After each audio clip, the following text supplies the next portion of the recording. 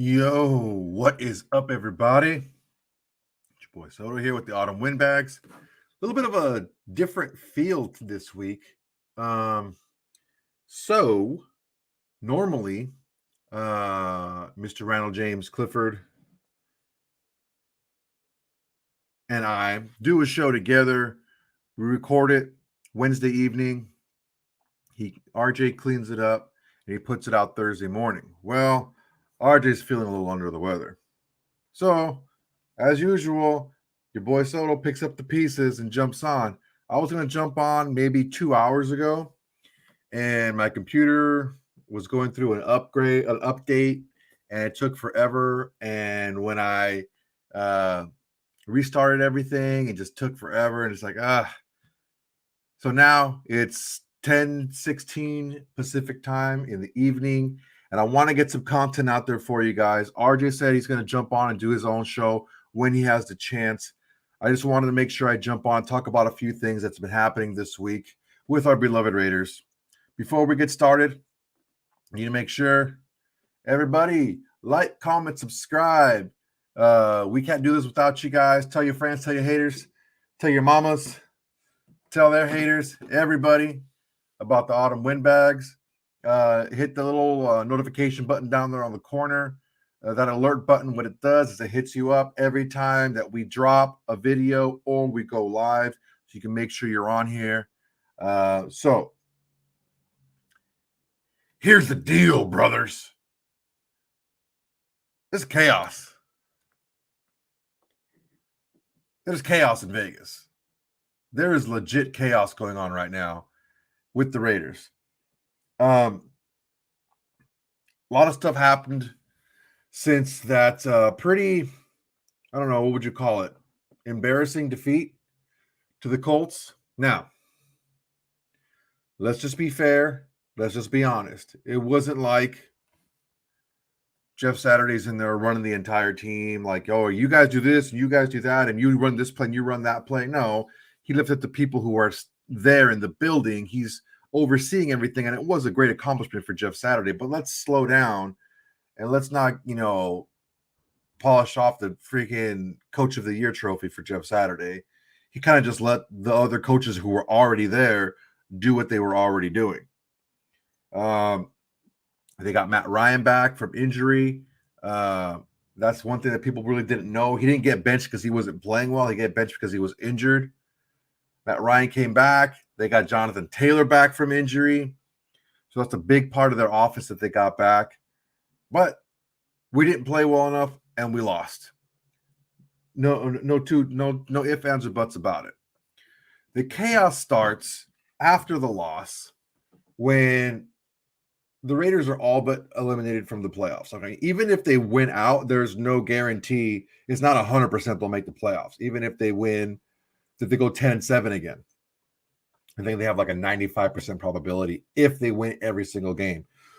Who's going to do that? Who's going to win 8 games in a row when you've, only won 2 in your first 9? So with the Raiders all but knocked out of the playoffs, getting beat, a bad look by another floundering team, 2 in a row that you lose to, 2 floundering teams actually 3 in a row if you want to take a look at that. And in different fashions, right? You get shut out against New Orleans, just dominated from the first snap. A collapse against the Jaguars. And then not really a collapse, but just can't get out of the blocks, don't really capitalize on some of the opportunities you've been given. Our defense gets a stop and we just 3 and out and kick it right back. Derek Carr started 0 for 5. He had a great middle part, struggled towards the end of the game. We're losing in different ways here. And on top of that, it's, our ex defensive coordinator is a defensive coordinator for the Colts. And we have an ex-player over there who said that, that he wanted to beat our ass. And 2 weeks before, Alvin Kamara said that they wanted to beat our ass for ex-coach Dennis. So this ex-coach Dennis Allen, ex-coach of ours, but the current coach for the Saints. So it's like every time someone leaves and they play us, they get their revenge. And if that wasn't enough, our starting quarterback went out there at the post-game press conference and openly weeping. And I don't know if I've seen anything like that in a long time. I know that I've seen stuff like that, like college guys, their career's over, they're a senior, or, they're going to the draft, or, playoff team loses, guys are very emotional, stuff like that. But not in the middle of a season. So that got me thinking, like, why is he so emotional? I mean, I understand that losing games sucks. I understand that, trying your best and putting it all out there and not getting the result you want sucks. But the words that Carr used were very powerful. He said that we have no idea what players do just to get ready for practice, what they do, what they put in their bodies just to sleep at night, to be able to get up and practice and be there for each other. And he wished that everybody in the locker room felt the same way that he did about this place. That got me thinking. He didn't mention player. He didn't mention coach. He didn't mention front office. He mentioned locker room, which some people took that and ran with it as, he's talking about the front office, or he's talking about the coaching staff, or whatever. Let's just put this all to bed. He was talking about other players. He wasn't talking about, like, the training staff. He was talking about, like, the towel boy, when you talk about the things that players do to get ready to play, and then you call out how not everyone felt the same way about this place, he's talking about other players. Let's just be honest, okay? I think that people are trying to invent it and stir up things that aren't there to fit their narrative. Rory, who's on this, a contributor to the show and has been on a couple times, he hated the Josh McDaniels hire from the very beginning. And he pulls the "I told you so" card so many times now. It's like, dude, I'm tired of hearing it, because nothing's going to change. Like, I've already acknowledged that, yeah, dude, you were probably right. As of right now, it doesn't look like a good hire whatsoever. Okay? But great. You told me so. First off, it wasn't my motherfucking decision, number one. And number two, what the fuck am I going to do about it now? Nothing, right? What are the Raiders going to do about it now? We have, I'll get to this in a little bit, but there's conflicting reports as to, why Marc Davis is backing JMD so hard. But it's like, I hate this whole "I told you so" game, because when you tell somebody "I told you so," that means something fucked up happened, right? That means something screwed up happened, and probably something screwed up happened to either yourself, a person, or a team that you back, that you like, right? So, I mean, look, I try not to bring up the whole Christian Darrisaw, Alex Leatherwood thing, right? Because that's a whole "I told you so" too, right? Oh, you should have picked Christian Darrisaw. That he was the better player. He's the second best tackle available in the draft. Now Christian Darrisaw is like the number one ranked tackle, or the number one ranked offensive lineman in the NFL right now. We could have had him. Instead, we chose a tackle that's not even on our team anymore. That's what "I told you so." But what good does it do me to say that? What good does it do me to say "I told you so"? We should have moved up and did everything we could to get Micah Parsons, because I said that. You can roll tape, go back into archives and look, and I said exactly that. This is the best player in this draft. We need to move up and get this guy. What good does it do us if I sit here and play the "I told you so" game? Nothing. So what I think is, a lot of people are trying to connect the dots and to fit their narrative. They don't want Josh McDaniels to be the coach, and I'm not saying I want him to be the coach either. I think for the sake of the show, RJ was like, okay, Rory's on one side, Soto's on the other side, and I'm in the middle. Number one, because he's kind of dickless like that. Love you, RJ. But he likes to play the middle a lot. I was willing to give him a fair chance. Now, I'm not going to give somebody, if I give somebody a fair chance, I'm not going to side-eye him, right? And I'm not going to nitpick at everything they do. I'm going to give them a fair shot to show me what they have. And that's what I gave Josh McDaniels. And as of right now, not good. If we moved on from Josh McDaniels right now, I would not be surprised. No. Sad. No. Disappointed. Sure. But it wasn't like I was like, we have to back Josh McDaniels. He's our only hope. But the problem is right now, we have a disjointed locker room. And Carr said it in his press conference. There are players that are not buying in to what needs to happen for this franchise to turn around. Because let's be honest, guys. This isn't just a player thing. This isn't just a scheme thing or a coach thing or an owner thing. This is an organizational thing going wrong with our team. If you've been bad, if your last playoff win was against Tennessee in 2003 in the AFC Championship game,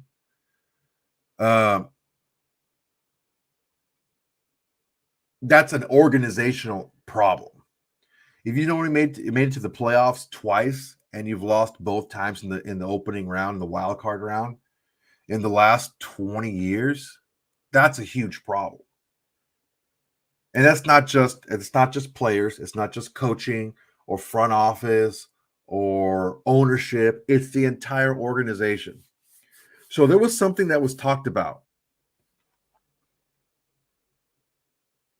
And it's something that I really liked when we started like the preseason, when we really started to hear a lot, not just like the introductory press conferences of McZeigler, not just like, get to know the new coach, get to know the offensive coordinator, defensive coordinator, and the GM and all that stuff. It was when the preseason started, training camp started, all this stuff where you really got to know what the motto was. And we have our own team models, just win, baby, commitment to excellence, all that stuff. One thing that I really liked was the standard is the standard, right? I'm going to tell you something right now. I've been around a lot of people who were, I mean, maybe not to like the equivalent of a professional NFL player in their field where I was working, but like definitely a very high ranking person in the field, right? I've been around a lot of people like that. And a lot of those people don't like to be told what to do. And a lot of those people don't like to be called out. A lot of those people get by and they feel like,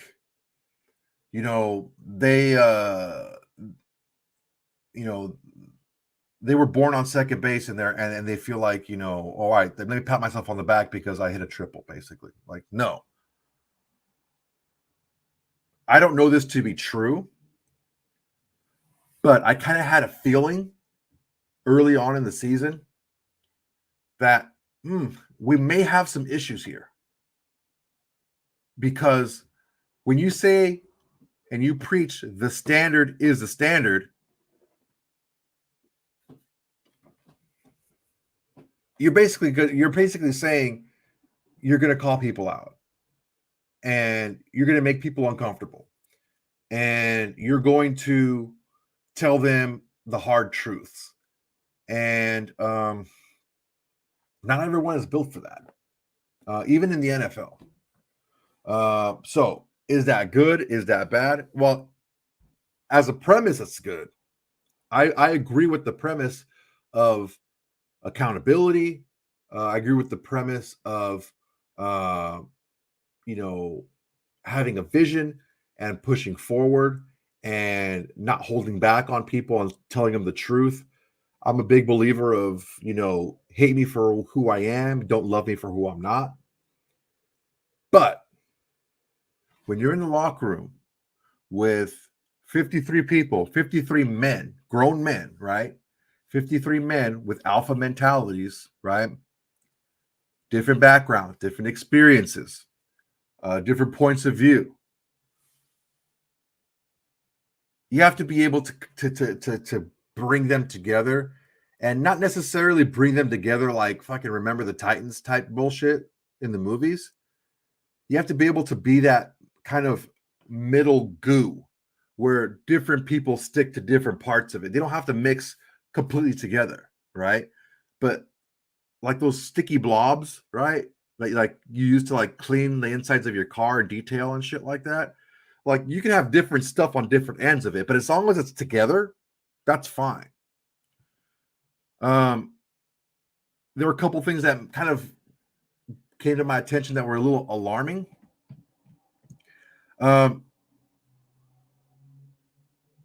One thing that kind of alerted me and was a little concerning when on Monday they had the day after press conference, they being Josh McDaniels and Derek Carr, pronouns, pal. And Derek Carr said that players were addressed and that teammates addressed it with their players, but that he let the other leaders on the team do that. And I understand that this may not be in Derek Carr's personality to do it himself, but there are vocal leaders, there are leaders by example,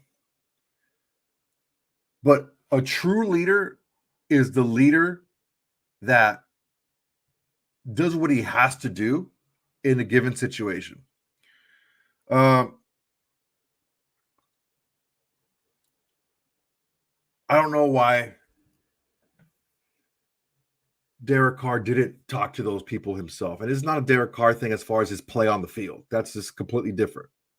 I'm talking about a leadership style that kind of was a little bit of a concern for me, why he would let other people do it when he's supposed to be the leader on this team. He's out there, he's crying at the press conferences, doing all this stuff, right? So I'm saying this, and it's something that I honestly, look, I'm not the biggest Derek Carr fan out there. I like him. I don't love him. But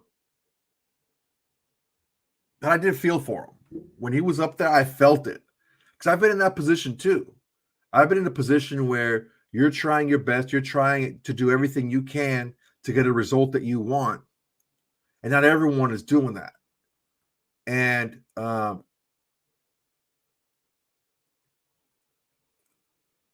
it's a tough pill to swallow when you're trying your best to get something that you've been pushing for so long, and you see other people around you not pushing as hard for it. I'll be honest with you. It happened in my marriage when I was pushing for everything to work and it didn't. And, my now ex-wife was kind of like, half-assing it. Shit didn't work out. And it was frustrating, but that's when I started to learn you can't control other people and what they do. You can only try to spark some motivation, because that's all motivation is. I hear people talk about you got to motivate, you got to do that. Look, if someone doesn't have the drive to do something, there's very little you can do. You can't give somebody drive. You can't give somebody like consistency. Can't give somebody that internal push, right? You can spark a little motivation. Maybe that can spark something inside of them so they can have that inner drive themselves. But motivation it comes and goes, man. You have to have that belief and buy-in. Now, in subsequent press conferences, Carr and Adams and a couple other people have had glowing things to say about Josh McDaniels and the coaching staff. So that leads me to believe that the issue is with players on the team. Now, understandably, if you're being coached very hard, right? If you're being coached with the standard is the standard motto, right? And the results don't show on the field, after a while, that can get pretty tiresome. I can definitely understand that. So this is where Josh McDaniels has to show that he's a little bit more flexible. He can pivot. He can look at things a little bit more, less granular and more, penthouse view and get the feeling of the actual people and not just keep hammering home the same thing over and over again. It's just repetitive and people are going to turn off. And then that's what might be happening right now. Let's see. Chad Cockrell. Let's see. He said, "You take your ex-wife's Raider gear?" I did. No, I mean, yeah, she had a nice rack and everything, but the gear that she had was just too small for me to fit in.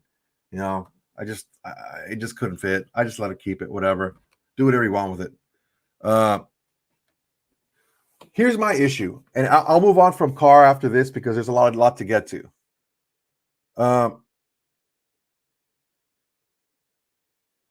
I felt for Derek Carr in that press conference when he was crying. I really, honestly, truly did. But I thought to myself, you know what? Maybe he's emotional because of what he said, right? He put everything he has into playing. He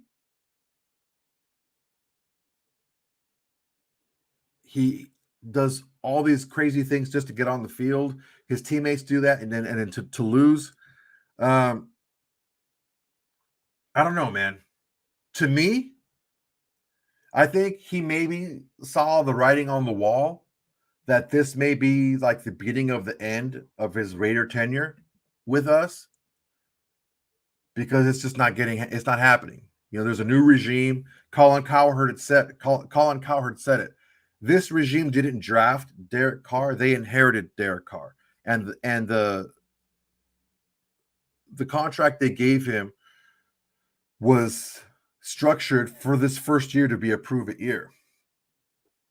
He loves the Raiders. He says he does. I don't doubt that. He wants to win. I don't doubt that either. But maybe your tenure wouldn't be in jeopardy if you didn't throw 3 picks in the first game. Or maybe your tenure wouldn't be in jeopardy if you didn't throw for under 40 yards in the second half of 2 games, right? Against Jacksonville and against the Cardinals. Maybe you don't. Maybe you get the ball past the 50-yard line in like 3 3/4 quarters of a game. It's a little late for the tears for me. Ultimately, this game is about wins and losses. That's what it's about. And I don't think anyone can tell me and prove to me that the play of our most important player has been up to par. Now, I'm not laying all the blame on him because coaching gets the blame, the defense gets the blame, the offensive line gets the blame. But if you're looking at play from a specific player, I don't think it's been good enough. So for me, those tears fell on an empty heart because I've been cheering for this team and I've been getting frustrated for this team my entire life. Since I was 7 years old. I started selling programs at the Coliseum where the Raiders played for USC home games when I was 9 years old. 9 years old, I had books in my hand, walking up and down the aisle selling programs. And the Raiders played there too. And I was a Raider fan from that point forward. So save your tears, man, because you know what? Maybe your Raider tenure wouldn't be coming to an end if you had played better. And some of your people are going to be on here and talk all that shit. Marcus Howard, you can save it, bro. You can save it. You know what's disgraceful? Not getting past the 50-yard line for almost an entire game. That's disgraceful, bro. You know what's disgraceful? Throwing 3 picks in your first game because you want to get your guy the ball. That's disgraceful. Having 2 17-point leads wither away to nothing because you throw for under 40 yards for an entire half, for the second half of 2 games. People want to blame Hunter Renfrow for fumbling against the Cardinals, but why were we even in overtime? Because we couldn't move the ball in the second half because our quarterback threw for under 40 yards. It's very easy to play the blame game, right? But you watch the coaching tape, you watch the coaching film, you look at the percentage of how well our quarterback did when he wasn't being pressured. Pressure is one thing. I get it. You have to hurry up. You're throwing off weird angles. You have to throw the ball late sometimes. I get it. But when you're not pressured and you're still not doing well, save it, bro. Save it. Okay. And they lost that game too. What are you trying to say? He threw 3 touchdowns. Marcus Howard, LOL. Rodgers didn't just throw 3 picks against the Lions. Nah, homie. He didn't just throw 3 picks against the Lions. He threw 3 touchdowns against the Cowboys, and they fucking won. When's the last time your boy DC threw 2 touchdowns in a game? I'll wait. Yeah, it's been 2 years, homie. Toughen up. Are you a Raider fan or are you a DC fan? Because this is a Raider podcast, bro. And the standard is the standard. Dub 9 Raider. When did I say that? I don't know how long you've been on, but I said so myself that he wasn't doing a good job. That if they fired him right now, I wouldn't be upset. I said that myself, coming out of my own mouth.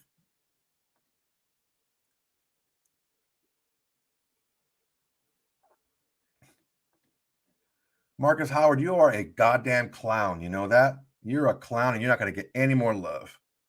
So later. So look, that's my deal with that.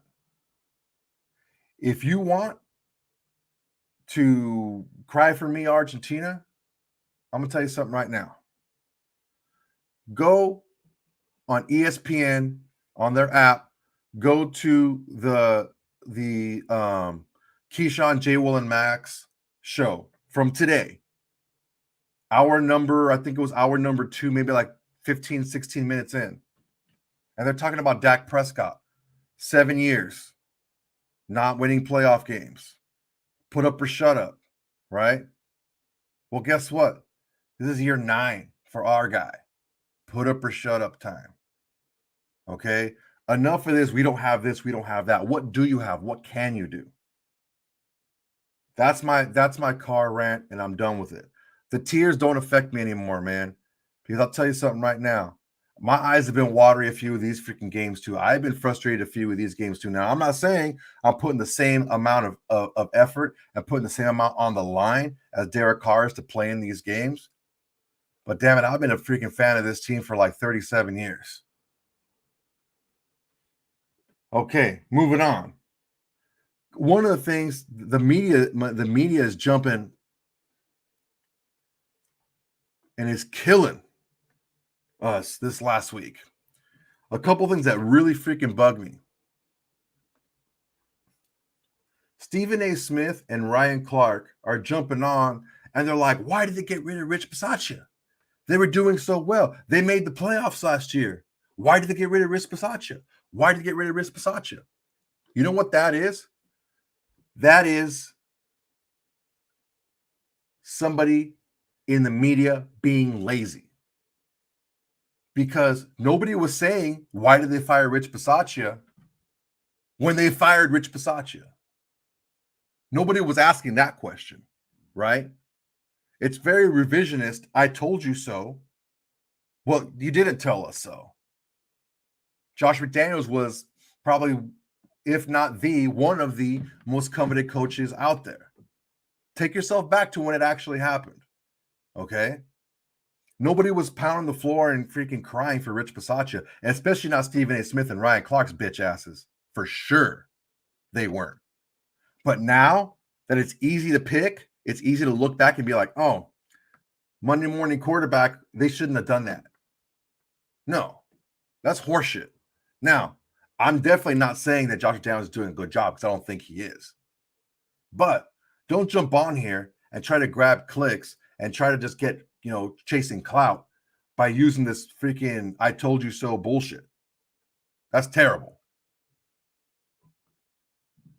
On top of that, Dan Patrick talked about the whole Derek Carr fiasco in the press conference, and he said that the Raiders organization has finally broken Derek Carr. I don't think that's true. I don't think Derek Carr is broken. I think he's tougher than that. I think Derek Carr could turn it around. Hell, I'm not even opposed to Derek Carr coming back next year as our quarterback. Okay? What we have to focus on is what is actually happening and what can we do now? What can we do from here? It's like, you guys remember those choose your own adventure books when we were kids, right? You read the story to like page 5. And then they ask you a question. If you want Billy to go upstairs, turn to page 28. If you want Billy to go downstairs, turn to page 50.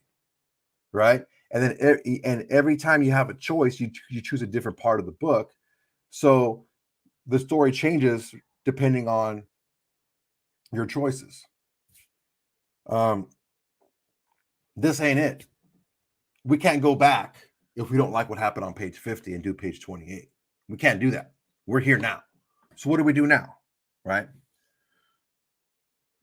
Dan Patrick says if he was Marc Davis, he would sit down Derek Carr and sit down Davante Adams and say, okay, you guys are acknowledging that there are players on this team who aren't giving it their all.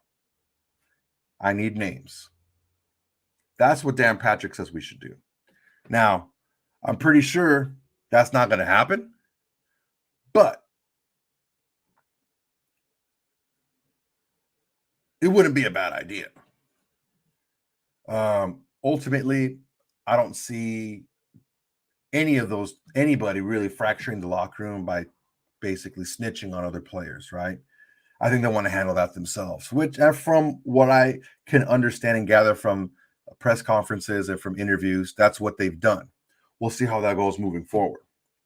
But the media has been killing and crushing the Raiders this week. One thing that also has been rough is Marc Davis backed Josh McDaniels. Marc Davis said that Rome wasn't built in a day, and he wants to see this through, and he's comfortable with Josh McDaniels and what he's doing, and he's going to be the coach for the foreseeable future. And not surprisingly, two of the leaders in the locker room, Derek Carr and Davante Adams, were very excited about that. And let's revisit this because I think that this is a good talking point. So, Paul Gutierrez, he's an ESPN writer, covers the Raiders. He asked Derek Carr about the whole Marc Davis Rome wasn't built in a day comment, and if it allowed the players to just kind of like take a step back and chill. And Carr said this: it really did. Just being here for 9 years and everything that we've all seen him been through, some of the tragedies, all that stuff, right? I'm so happy to hear that Mr. Davis feels that way. I'm so happy that he loves Josh. He loves Dave Ziegler. He believes in them. Kind of just gave us a breath like, yes, let's just go get better. Let's work on being a better football team. Let's go out there and win all these games. Let's try and do that, of course, but let's just be a better football team. And he continues. Derek Carr continues and says, it kind of let us know the process, trust the process. There is a process, and we do have time during the season that we know who our leader is and we know that we're rolling. And that gives us confidence as a football team. So absolutely, when he came out and did that, phew, thank goodness, that kind of thing. So from Derek Carr's perspective, this is kind of like a calming occurrence, a calming kind of situation, because they don't have to worry about, oh, great, we're going to get a new coach and they're going to bring their own scheme and maybe they're going to want to bring their own players. And I'm going to put more bad tape because it's new scheme and who we're going to get and all this other stuff. Right or wrong, I don't know that firing Josh McDaniels is the right move or something that I would do right now. Number one, I don't know how you're going to get a coach like, let's say, Sean Payton, right? Let's just say, for example, would you want to get Sean Payton? Or would you, if you're Sean Payton, would you want to go to a place that just one and done a coach that has the history, who Marc Davis's father, Al Davis, has a history of one and doneing coaches too? I don't know if you necessarily want to do that. If you're looking to change the direction of a franchise, it's not like a rowboat, like it's an ocean liner. Like they don't make U-turns, man. Like those turns are nice and slow. Now, you can argue that maybe this was a bad hire, but I don't know that necessarily keeping the direction you're going to give the direction a chance is a bad thing. Now, go 2-15 and then ask me again. We'll see. But as of right now, you still have players playing hard. I mean, the players, you could tell there were players playing hard in that Colts game. They were happy. They were cheering for each other. They were trying hard. Just didn't work out. Once you see players giving up, that's when you have a problem. Giving up on the field, because here's the deal. As bad as the team is doing, every one of those players still wants to put good tape out there, right? So when players are stop caring about putting good tape on, that's when you really start seeing some stuff going on. Let's see what you guys have to say.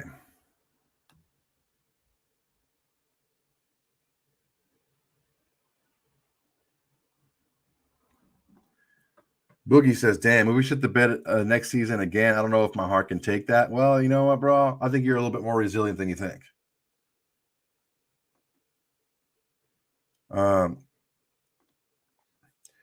Excessive Master Raider. Remember when Coop was giving up in 2018? Yeah, that's why we traded him. Dub9 Raider. What I don't get is Carr has been hinting at this player effort issue for multiple weeks. How fucking many times do they have to talk to these dudes? Well, there's only so many players on the team, man, right? There's only so many players out there. That's, some of these injuries kind of came out of nowhere. I'm not calling out players like Denzel Perryman or Darren Waller or Hunter Renfrow or a lot of, I saw Divine Diablo's injury happen. I saw his forearm break. So I'm not, and I saw Nate Hobbs, he had a cast on his hand. I'm not questioning that. I'm not even saying that Denzel Perryman, Renfrow, Waller, those guys aren't really hurt. But there's only so many players on the team, man. There's only so many guys you can put out. There's guys you can choose from, right? You have 53 and then you have what, like 12, 15 on the practice squad. Like there's only so many players you can choose from. And we're still signing. We just claimed a guy from the Chargers. We signed a DB. So we are trying to flip this roster around and get the guys that have the right mentality here. You may see it from the snap count. Who knows? Rick4777 says the best thing right now is to see how this thing plays out for the rest of the season. Yeah, I agree. Because look, when you have players that have been used to a certain thing a certain way, and you bring in a different way of doing things, whether it be right or wrong, but just a different way, sometimes that stuff falls through the cracks. And that's Josh McDaniels' fault. That's Josh McDaniels for not galvanizing this team and not making this team pull together, even when they maybe don't agree. And that's my biggest criticism of Josh McDaniels as a leader. I can see that he's trying, and he said all the right things in preseason, and that's why I gave him the benefit of the doubt. I wasn't saying that he was going to be a Super Bowl head coach or he was going to fail. I was saying, hey, man, let's just give it a shot and see what happens. As of right now, doesn't look great.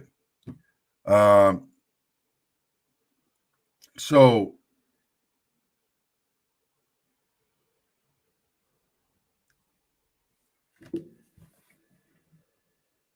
what to do going forward? Honestly, defensively, it's a struggle because in the beginning of the season, everyone was coming down on Patrick Graham because his defensive scheme was too intricate. It was too complicated, right? And then this week they're like, well, his defense is too vanilla. It's too basic. It's too easy for other teams to score on them. Well, maybe they're just too shitty. Maybe they're just too bad. Maybe they have just too many bad pieces. And that's what happens when you don't draft well the last 4 or 5 years, right? Basically, you have the entire 2019 draft, pretty much not on your roster. You have like 2 guys from the entire draft on your roster. You trade away 2 of your best players 4 years ago and get nothing in return for them. It's tough, man. It's tough to build a roster that way. And I said this before, and I stand by it. There's 3 ways to do things. You can do it cheap, you can do it fast, or you can do it good. And you can only get 2 out of those 3. So if you want to do something cheap, it's not going to be fast. Or if you want to do it cheap and fast, it's not going to be good. If you want it good and cheap, it's not going to be fast. And I think that's where we are right now. We want to build a good roster, and we don't want to spend a ton of money on free agency because honestly, we can't because there's a salary cap, and we just can't throw money at everything. It's not like baseball or shit like that where you can just throw a bunch of money and just worry about it later. This is not the way it works. So it's going to take some time.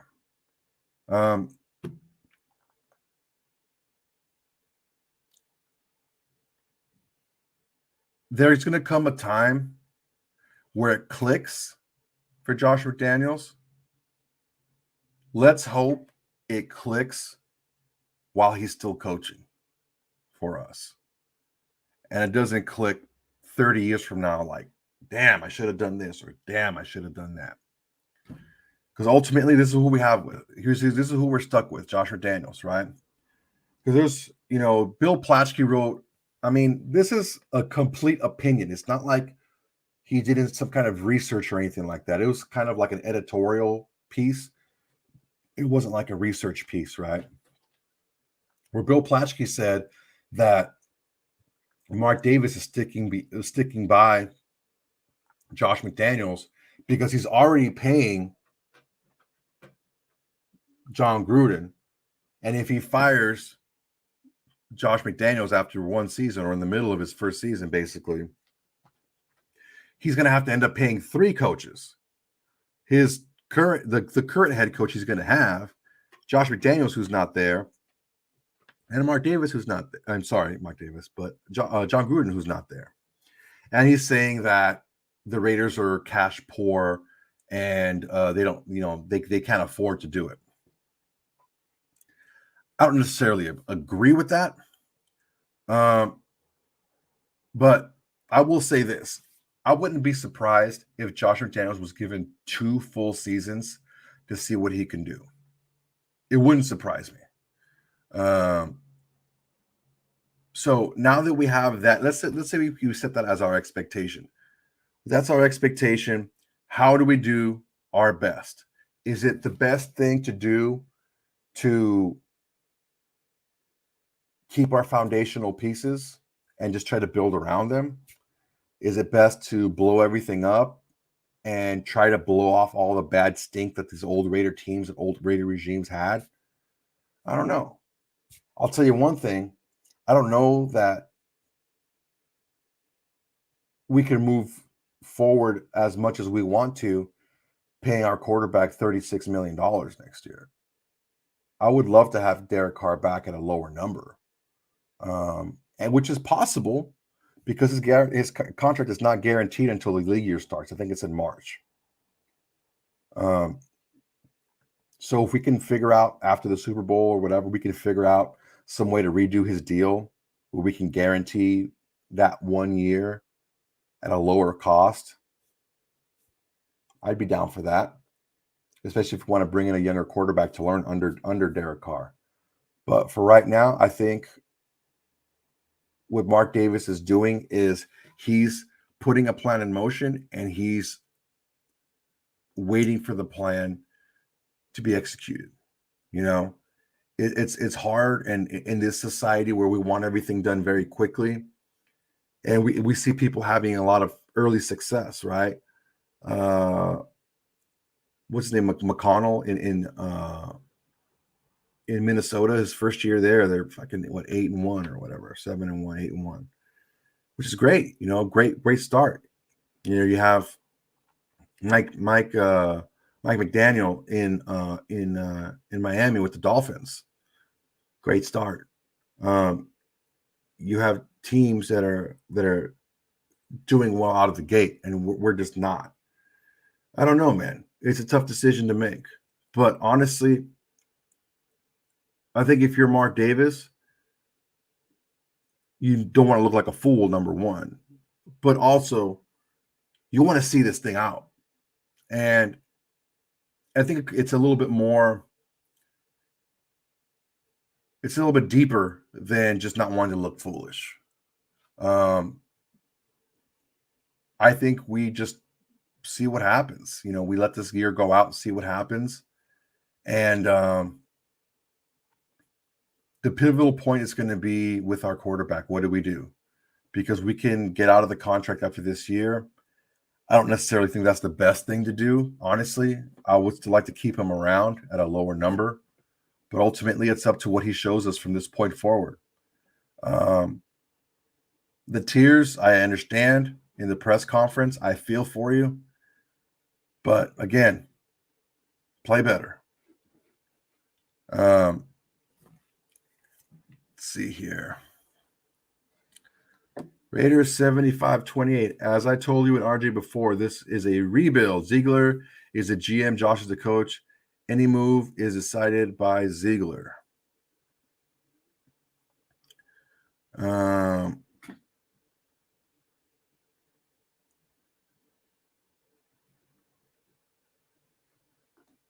Ryan, I see the Raiders sitting next to me during the playoffs.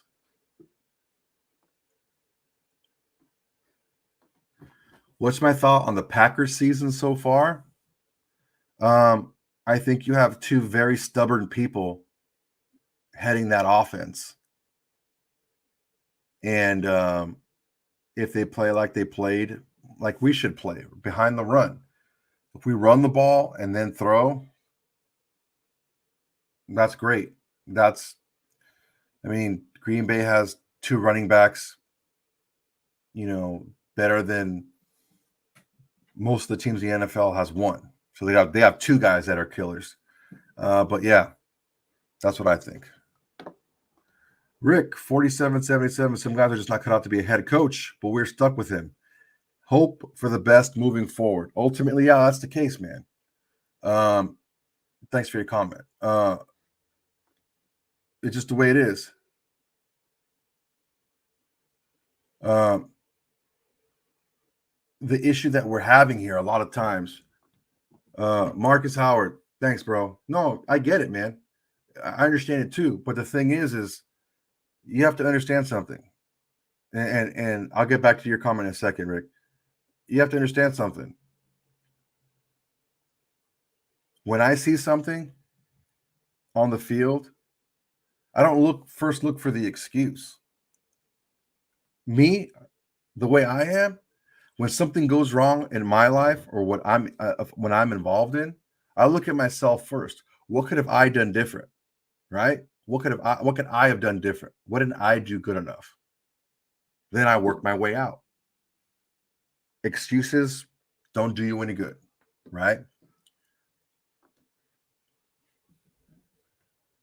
The issue that we're having here is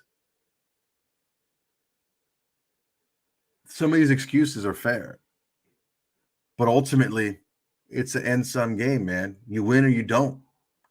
And after a certain amount of time, you do see some consistencies. Jesse Gardner. Carr literally grades out top 10 in QBR despite multiple drop touchdowns. Carr has been playing very well. I don't know what this crap is that he isn't. Not getting past the 50-yard line? Yeah. Where was Jacobs? No. Again, Jesse, we're not talking about Josh Jacobs. We're talking about Derek Carr. And there's a couple of things that you need to look out for. When we talk about a player's play, you talk about their play, not anybody else's. Okay? Because ultimately that's what they're graded on. And that's what they're viewed on.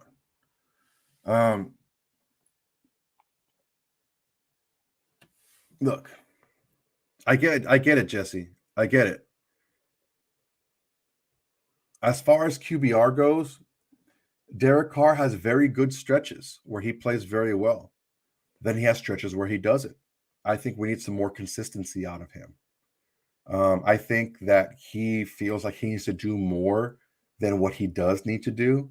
And because of that, he presses, and because the want to win is there and he wants to win so badly, he ends up climbing up and making mistakes. I get it, Jesse. I understand, man. But don't come at me trying to defend Carr and his play by telling me about other players.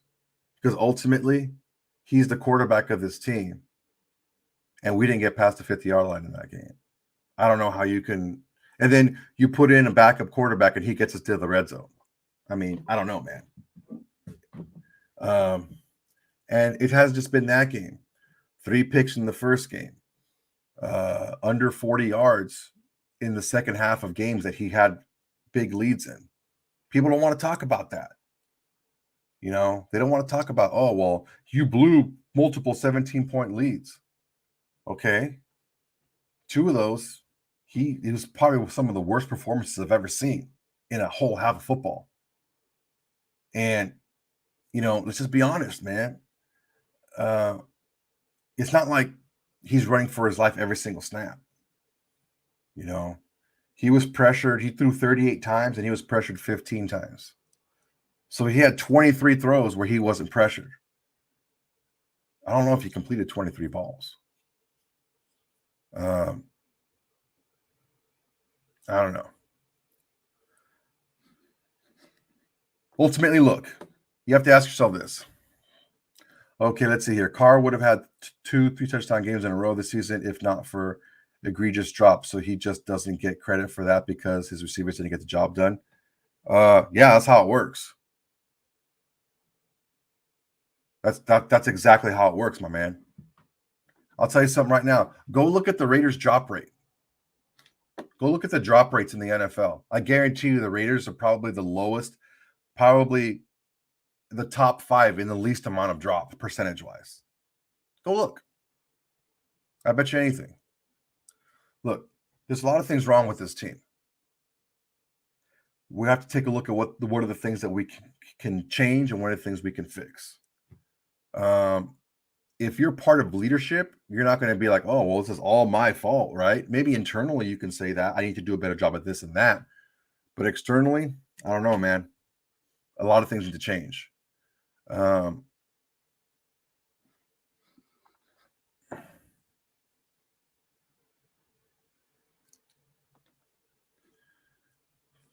Chad Cockrell, for $465K a week, you got to come through. No 3-touchdown game in over 700 days. Yeah, man, that sucks. That's tough. Caesar Morphin, play call is terrible. McDaniels does not know how to coach. It's obvious. Cut your losses. Watch. Do me a favor, man. Google it on YouTube. Kurt Warner breaks down the Saints game. There were a lot of throws there that were not made, that were missed, that were bad throws or missed reads. I'm not saying that it's all one person or another. And the problem is we're not, everyone wants it to be easy. Oh, it's Derek Carr's fault. Get rid of Derek Carr. Oh, it's Josh McDaniels' fault. Get rid of Josh McDaniels. It's Patrick Graham's fault. Get rid of Patrick Graham. It's Marc Davis' fault. Get rid of Marc Davis. No, man. That's not how anything works. Even when two people tell you a story, guess what? There's person A's story, person B's story, and then there's the truth, right? Because everyone's going to slant things in their favor. So it's never all somebody's fault. It's all about what can be changed and what can be done to fix it and help it. And you do have certain situations. Do you want to keep switching regimes over and over again if you're an owner? If you're a head coach, do you want to backpedal on what you've been preaching this entire time, or do you want to steadfast and keep forward and keep consistent, right? If you're a player, do you want to throw your teammates under the bus? Like it's a lot going on right now. And normally when things go wrong for a team, despite what they did last season, you're telling me that Houston is chill and they're cool about where they are right now as a franchise? No, they're not either. Or the Saints, really, or a lot of these lower win teams. There's a lot of things going wrong with those teams right now. It's not just one thing. It's not just one person's fault. It's a lot of things that need to come together for you to win. A lot of things need to fall apart for you to lose. All right, guys. It's 11:15. I've been here a lot longer than I wanted to. I just wanted to get this stuff out here. Ultimately, I wanted you guys to have content because it's been a little bit since the Sunday game, post-game show that we put a video out, and I wanted to make sure I talked to you guys. I appreciate you, man. Look, anybody out there, I know we're frustrated, man. I know we're all sad. I know we're all pissed. I know we're just kind of fed up. We want to just win already.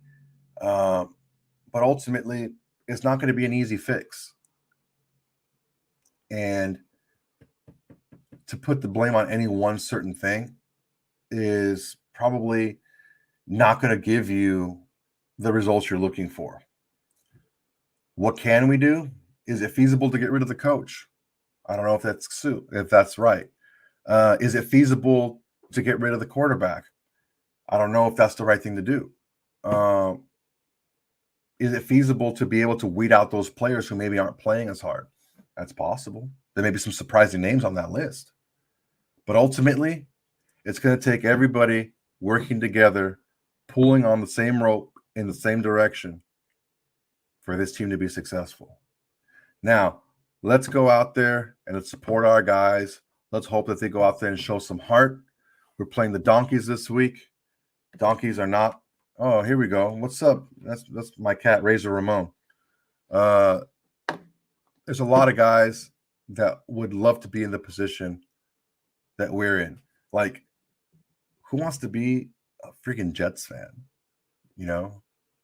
Like, who wants to, like, they beat us, but who wants to be a like, nobody's pumped to be a Cardinals fan, right? Nobody's like super pumped up because they're a fucking Vikings fan, even though they're 8-1. Nobody gives a shit. We're fucking Raider fans, bro. Like, we freaking root for a freaking badass team.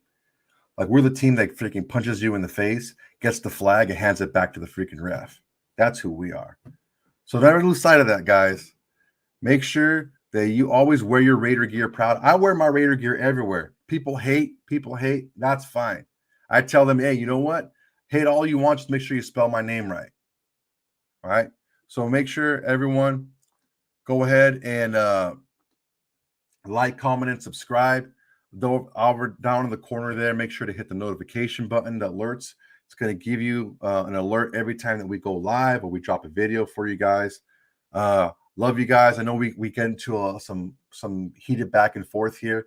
The main thing is this: team over players, team over coaches, team over everything. And our team is the Raiders, bro. So, all right. Have a good night, guys. Peace.